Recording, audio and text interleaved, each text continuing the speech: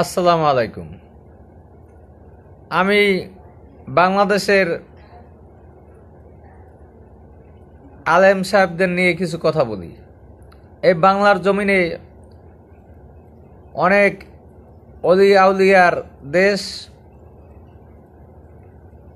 আমরা হয়তো শাহজালাল, শাহপরান, খানজাহান আলী, ইয়ারউদ্দিন খলিফা এদেরকে দেখি নাই, কিন্তু এদের গুণাবলীতে শুনেছি। তার পরের প্রজন্মে যারা আসছে, এসাক রহমতুল্লাহ আলাই, চরমনায়ের ফজলুল করিম রহমতুল্লাহ আলাই,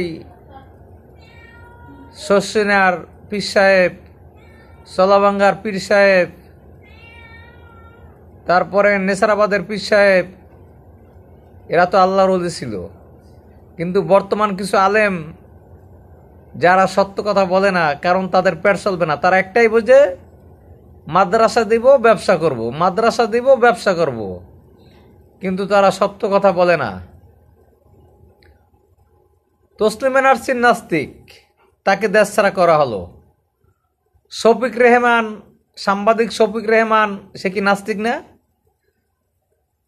সে কেমন তারা বলল যে পুরুষে পুরুষে মেলামেশা করা যাবে, মেয়েরা মেয়েরা মেলামেশা করতে পারবে, এবং এই বিশ্ব ভালোবাসা দিবস তো তারই অবদান।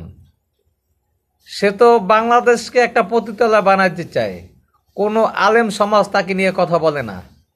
তাদের মুখে এখন ছাই পড়ছে, তারা স্বার্থের বেলায় সঠিক। তারা ইউনূস সরকারের দালাল। তারা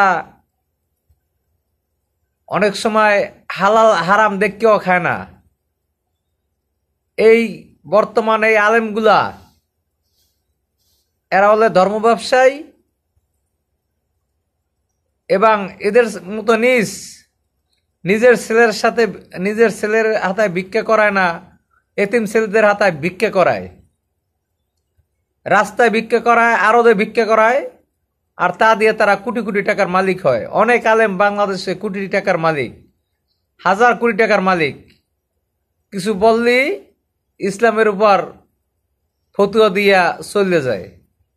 আমি এইসব আলেমকে ধিক্কার জানাই যে তারা এই সমাজের আলেম নামের কুলাঙ্গরা। তারা ইসলাম ধরে না রেখে ইসলামকে ধ্বংস করার পায় তারা করতেছে। আলেম হইতে হইলে এসাক রহমতুল্লাহর মতো আলেম হইতে হবে। আলেম হইতে হইলে ফজলুল করিম রহমতুল্লাহ আল্লাহর মতো হইতে হইবে। আলেম হইতে হইলে নেসারাবাদ হুজুরের মতো আলেম হইতে হইবে। আলেম হইতে হইলে চলাবাঙ্গা পীর সাহেবের মতো আলেম হইতে হইবে।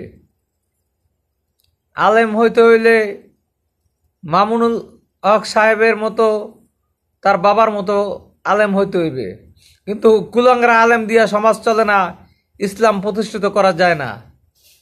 আজকে শফিক রেহমানের বিরুদ্ধে তারা কোনো কথা বলে না। আজকে দেশে হত্যা হচ্ছে, গুম হচ্ছে, হাজার হাজার সংখ্যালঘুদের বাড়িঘরে হামলা হচ্ছে, সাংবাদিক মহিলাকে উলঙ্গ করা হচ্ছে। কোনো আলেম সমাজ কথা বলে না, কারণ কথা বলে তাদের পেটে ভাত পড়বে না।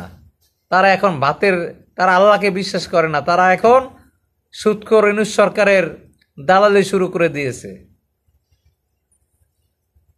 এই দালালি কতদিন চলবে? এইভাবেই তো মুসলমানের ধ্বংস তারা করতেছে। তারা তো আলেম রূপের শয়তান। ফুফা দিয়া ব্যবসা করে। একটা প্রিন্সিপালের বেতন কত? 20 থেকে 30 হাজার টাকা। তারা কোটিপতি কেমন তারা হয়, গাড়ি কেমন তারা ইউজ করে, 3-4 বউ পলে। সমাজে অনেক আলেম আছে। আমি ধিক্কার জানাই এইসব আলেমকে। আল্লাহ নবী তো এটা বলেন। আল্লাহ নবী তো বলছে যে কোরআন সম্পর্কে আপনি যা জানেন আপনি সেইটা সাধারণ পাবলিকের মধ্যে পৌঁছে দেন। কিন্তু বর্তমান আলেম নামের জালেম তৈরি হয়েছে। 2-4 জন ভালো আলেম থাকলেও তারা কোনো কথা বলে না, কারণ খারাপের সংখ্যাই বেশি, ভালোর সংখ্যা কম। আমি এইসব আলেমকে ধিক্কার জানাই। তাহলে তসলিমা নাসরিনের অপরাধ কি? সেও তো নাস্তিক। তাকে দেশ ছাড়া করতে পারলেন, শফিক রহমানকে কেন দেশ ছাড়া করতে পারলেন না? আপনারা কি দালালি করেন শফিক রহমানের?